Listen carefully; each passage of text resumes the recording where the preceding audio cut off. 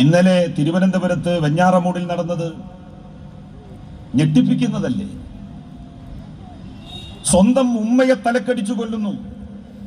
13 വയസ്സായ സ്വന്തം അനുജനെ നിഷ്കരണം കൊലപ്പെടുത്തുന്നു. സ്വന്തം പെൺ സുഹൃത്തിനെ അവിടെ വെച്ച് കൊല്ലുന്നു. ഈ കൊലപാതകങ്ങളൊക്കെ കഴിഞ്ഞ് വീട് പൂട്ടി 2-3 കിലോമീറ്റർ അപ്പുറത്തുള്ള വേറെ സ്ഥലത്ത് പോയിട്ട് മൂത്തമ്മാനെ കൊല്ലുന്നു, മൂത്താപ്പയെ കൊല്ലുന്നു, വാപ്പാന്റെ ജ്യേഷ്ഠനെ കൊല്ലുന്നു, വാപ്പാന്റെ ജ്യേഷ്ഠന്റെ ഭാര്യയെ കൊല്ലുന്നു. എന്നിട്ട് പോലീസ് സ്റ്റേഷനിൽ പോയിട്ട് ഇവൻ പറയുകയാണ്, വൈകുന്നേരമാകുമ്പോ ആദ്യത്തെ കൊലപാതകം 11 മണിക്ക് നടത്തി, ഒന്നും സംഭവിച്ചില്ല എന്നുള്ള രൂപത്തിൽ അവൻ പോവുകയാണ് വെല്ലിമ്മാനെ കൊല്ലാൻ. 84 വയസ്സായി ആ പാവത്തിന്. തലക്കടിച്ചു കൊന്നു. എന്നിട്ട് പോയി പറയുകയാണ്, ഞാൻ 6 പേരെ കൊന്നു. പോലീസ് ഓടിയെത്തിയപ്പോ പെടയുകയാണ് ഉമ്മ.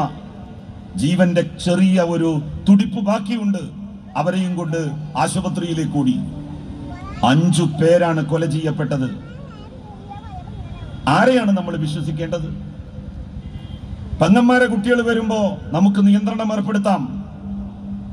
ആങ്ങളാരെ മക്കൾ വീട്ടിലേക്ക് വരുമ്പോ നമുക്ക് ഒന്ന് സൂക്ഷിക്കാം. സ്വന്തം മക്കളുടെ കാര്യത്തിൽ എങ്ങനെ നമ്മൾ സൂക്ഷിക്കും?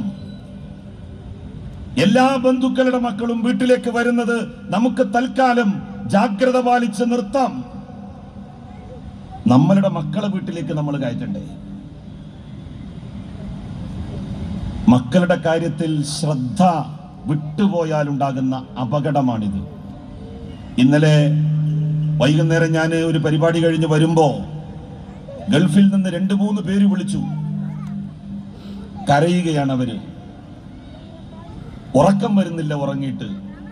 എന്താണ് എന്ന് ചോദിച്ചു. എൻ്റെ മോൻ എൻ്റെ വീട്ടിലുണ്ടല്ലോ, എനിക്ക് പേടിയാണ്. എൻ്റെ ഭാര്യയും എൻ്റെ ചെറിയ മക്കളും എൻ്റെ മൂത്ത 23-24 വയസ്സ് പ്രായമുള്ള കോളേജിൽ പഠിക്കുന്ന അവനുള്ള വീട്ടിൽ എങ്ങനെ സുരക്ഷിതമാകുമെന്നാണ് ഞാൻ കരുതേണ്ടത് എന്ന് ചോദിച്ചുകൊണ്ട് കരയുകയാണ് രക്ഷിതാക്കൾ. ബാപ്പ കരയുകയാണ്, അച്ഛൻ കരയുകയാണ്. അവര് ഗൾഫിൽ ജോലി ചെയ്യുകയാണ്. എങ്ങോട്ടാണ് നമ്മളുടെ നാട് പോകുന്നത്? ആര് വിചാരിച്ചിട്ടും കാര്യമില്ല. നമ്മൾ ഓരോരുത്തരും വിചാരിക്കണം. നമ്മളുടെ മക്കൾ എവിടെ പോകുന്നു എന്ന് നമ്മൾ അറിയണം.